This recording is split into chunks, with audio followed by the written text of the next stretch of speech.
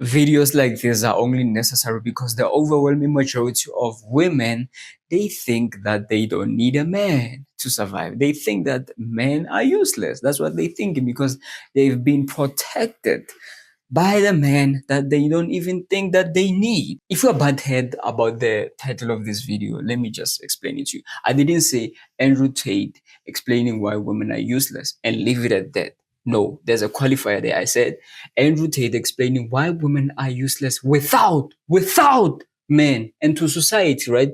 Not just to anybody. You can be important to yourself. You can be important to your kids, which is selfish, right? Only thinking about yourself, you don't care about society. So yes, maybe to yourself you have a little bit of value, but to society you are useless without man. Meaning the world cannot run, we would die without men. You need a man.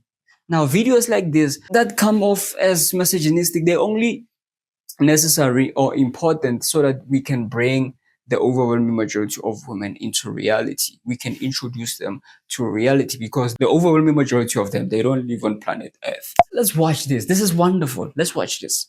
Let's just watch between this. what is actually happening and the nature of what we have in our bodies. I think that's probably the conflict that we're having right now.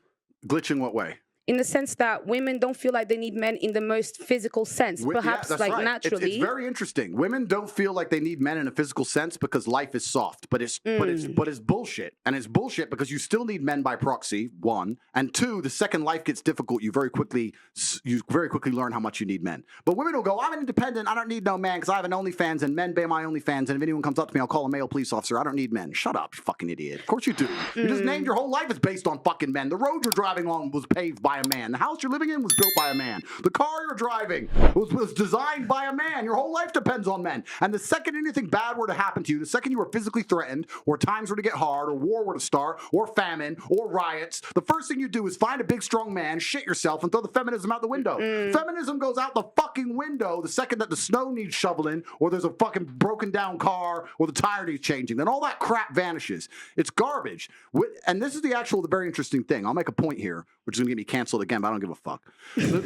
But this is the point. Feminism in and of itself can't be defended. The point of an idea is that it can be defended by the people who believe in it. This has been the whole point of war since the dawn of time. It doesn't matter if it was the Christians against the Hindus. It doesn't matter if it was the Germans against the French. There were people who had ideas and ideologies, and they're prepared to fight each other to defend their ideology. Feminism is an ideology which cannot be defended by feminists.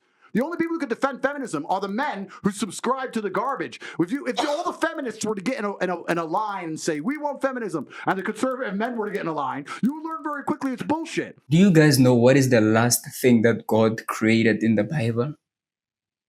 Think about it. What is the last thing that God created? And why is this important? Because society was running without that thing. What is the last thing that God created? It's a woman. And what does that mean? It simply means that you are the cherry on top, baby. That's what it is. You're just the cherry on top.